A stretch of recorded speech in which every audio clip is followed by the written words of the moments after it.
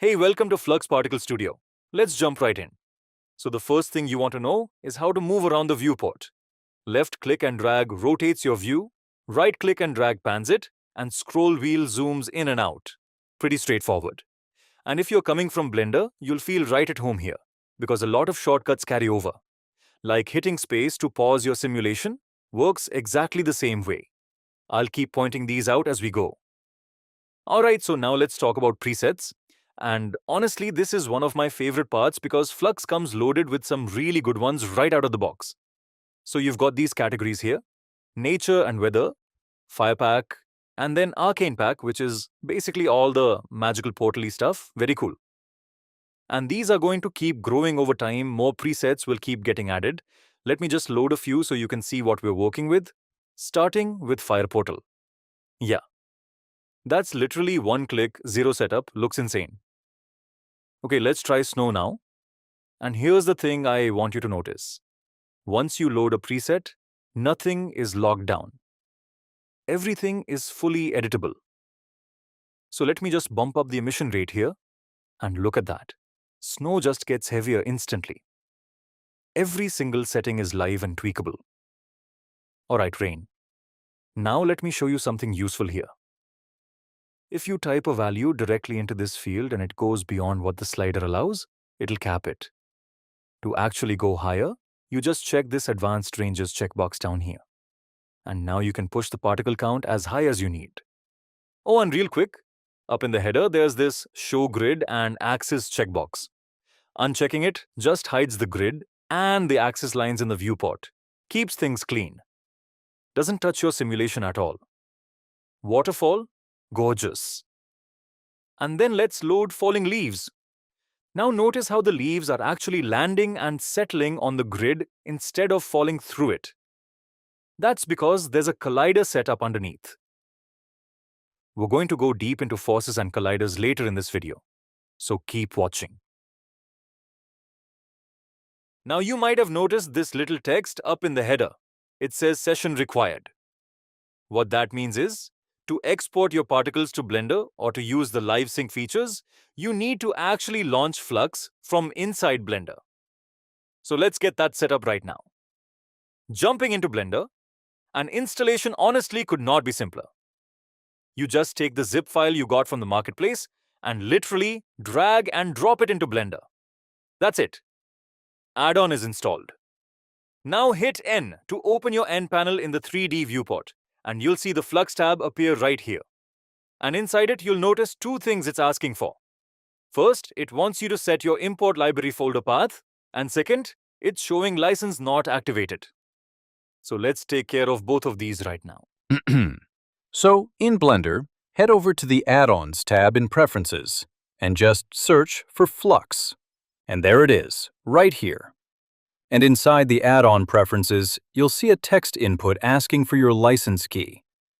Now the flow here depends on where you bought it from. If you grabbed it from Gumroad, your key comes right alongside the zip file in your download, nice and easy. So I'll just copy mine here and paste it right in. And yeah, I can already see some of you pausing the video to copy this key. Don't bother. By the time you're watching this, this key is already disabled and completely useless. Use your own. Next up is the import library folder path. You just need to point this to a folder on your system, ideally a fresh empty folder you create just for this. This is where all your exported effects from Flux will live when you bring them into Blender. I'm going to select a folder where I've already got some effects saved up, just so I can show you what it looks like when things are actually in there. Now when you hit that Launch Flux button from inside Blender, notice it opens Flux in the browser, but this time it shows activated up here. That's your green light. You're now fully connected and ready to export directly into Blender. So let's actually do that. Hit the export button and this pop-up appears. You've got frames, FPS and particle cap inputs here. Pretty self-explanatory, honestly. The names say it all. When you're happy with your settings, hit Download Zip. You'll see it go into a baking state.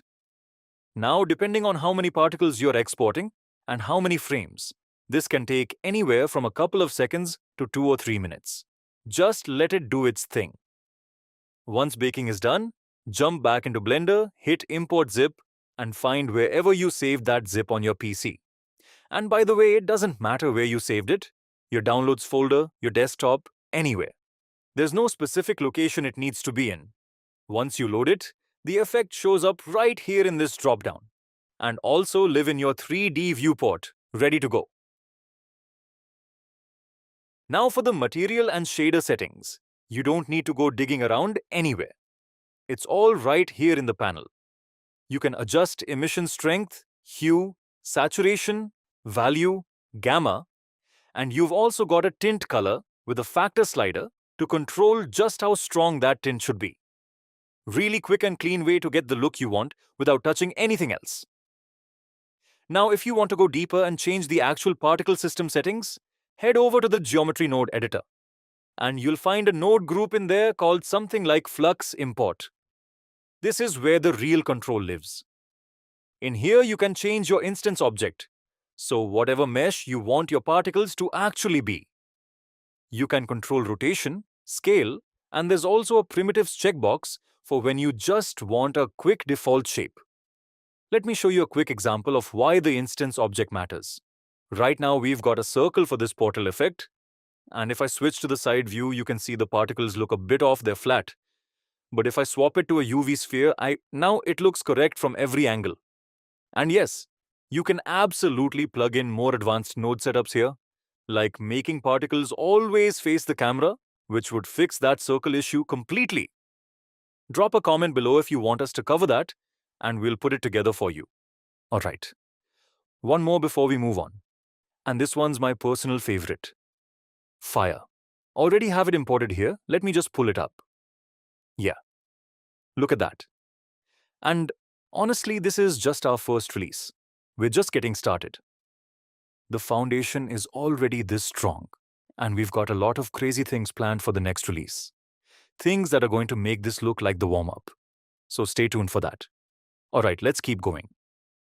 Alright, back in Flux. Let's talk about emitter shapes, because this is where things start getting really interesting. So you've got a bunch of shapes to choose from. Point, line, ring, disc, sphere, box, hemisphere, spline.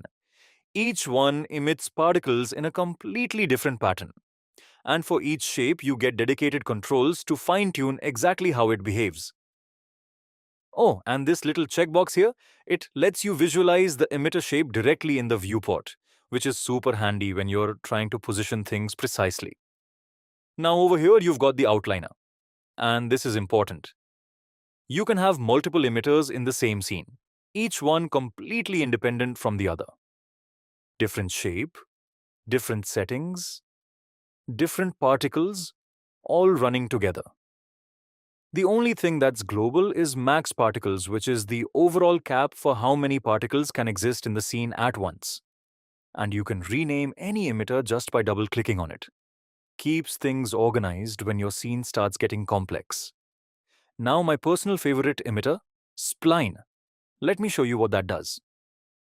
So when you switch to Spline as your emitter type and enable the shape visualizer, you'll see a default curve appear right here in the viewport. And yes, you can change the shape of this curve, but here's how that works. We need to hop back into Blender for a second. In the Flux panel, just hit the Start button. This gets the bridge plugin running and starts sending your curve data over to the browser. Now back in Flux, you've got two options. You can either hit Load Curve from Blender each time you make a change, which works fine. Or the much better, much more satisfying option, Live Sync. Turn that on, and literally any change you make to your curve in Blender shows up here instantly in real time. One thing to note, your browser might ask for permission to communicate with Blender when you first do this. Make sure you allow it. Otherwise, the connection just won't go through. Now watch this. Let me just bring Blender side by side so you can see both at the same time. And there it is. Every single change I make to the curve here in Blender shows up instantly over in Flux. Live. No delay. No refreshing. Just real time.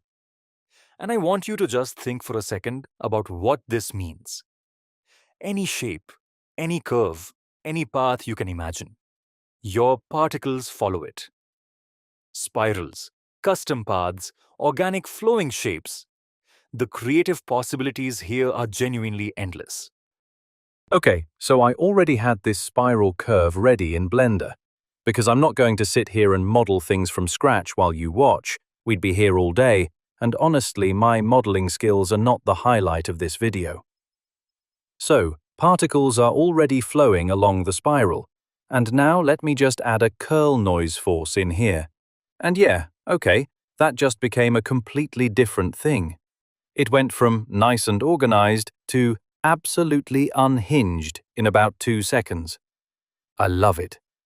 Now let me throw in some color. I'm going to drive it with lifetime and height together, so the color changes as particles age and also based on where they are vertically. And oh, that's gorgeous. I did not plan for it to look that good, I'm going to be honest with you. This is genuinely the dangerous part of Flux, by the way.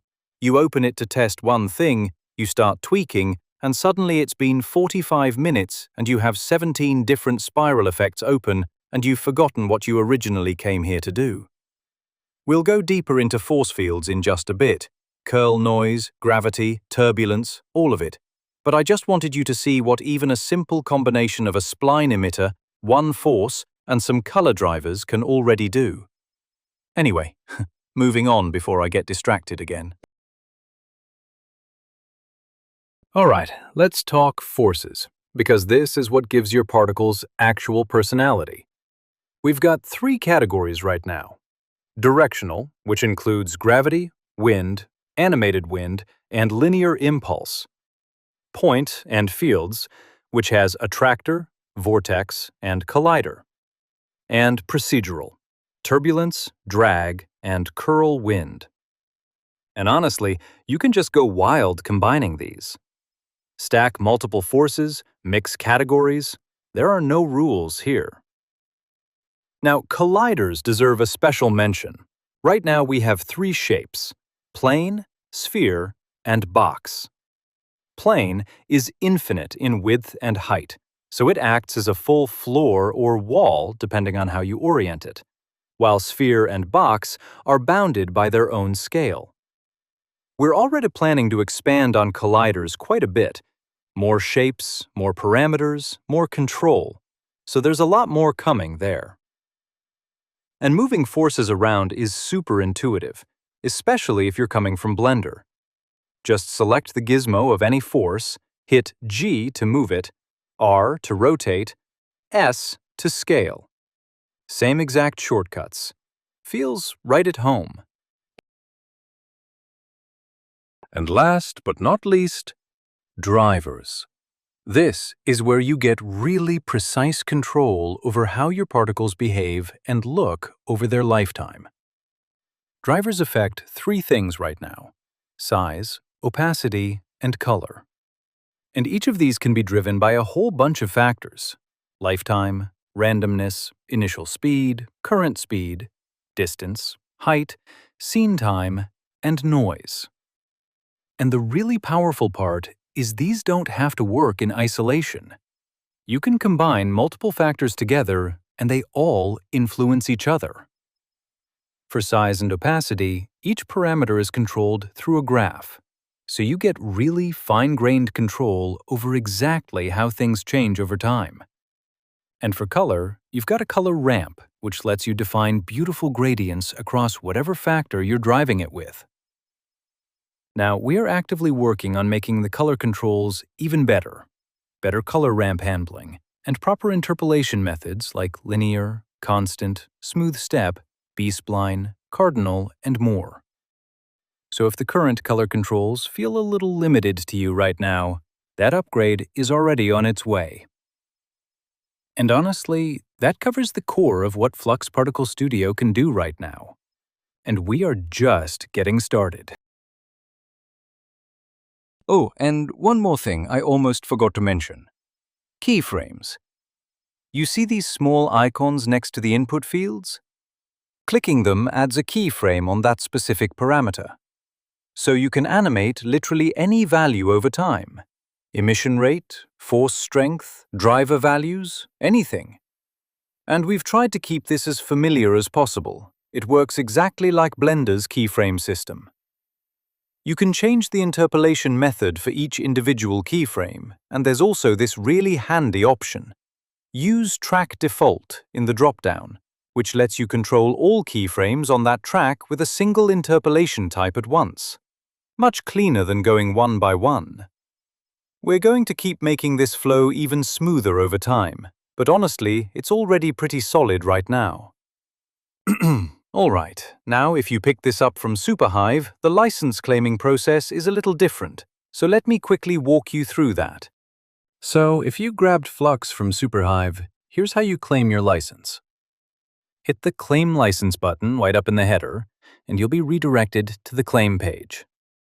Now, we're already in talks with the Superhive team to make this as seamless as the Gumroad flow, where you just get a key directly. But while that's being worked out, we've got a simple workaround in place. On the claim page, just enter your order ID, your exact purchase date, and the email address where you want to receive your license key. And this doesn't have to be the same email you used on Superhive. It can be any email account you own. Just make sure it's one you actually have access to right now, because your key gets sent out the moment you hit send. One small thing to keep in mind. After purchase, it can take up to about 5 minutes for your order to show up in our system. So if you literally just bought it, give it a few minutes before you submit the form and you'll be completely fine. And honestly, if you run into any issues at all, we're always here. We'll get back to you as fast as humanly possible. And that's Flux Particle Studio. From viewport navigation all the way to exporting production-ready particle effects straight into Blender. We've covered a lot in this video, but honestly, the best way to really get a feel for it is to just open it up and start playing. Break things. Combine forces you shouldn't combine. Make something weird.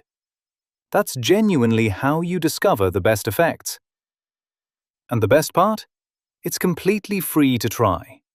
Just head over to flux.ranimationstudios.com or hit the link in the description. Jump in, explore everything, no sign-up needed. The only thing that's locked behind a purchase is the export feature, which is what gets your particles into Blender. So you can literally spend hours in there before spending a single dollar. If you do want to support us and unlock the full thing, you can grab it on Blender Market or Gumroad. Links are in the description. And here's the thing, we are actively building this out. New forces, better colliders, more presets, smoother workflows. This tool is only going to get more powerful. So honestly, right now is the best time to get in. Because as it grows, the price is going to grow with it. Just saying. Oh, and this one's fun. If you make something really cool with Flux, post a screen recording on Instagram, X, Facebook, Blender Artists, anywhere really, and share it around. You might just get yourself a free license. We're not joking. We love seeing what people make with this. If you enjoyed the video, drop a like. It genuinely helps more people find this.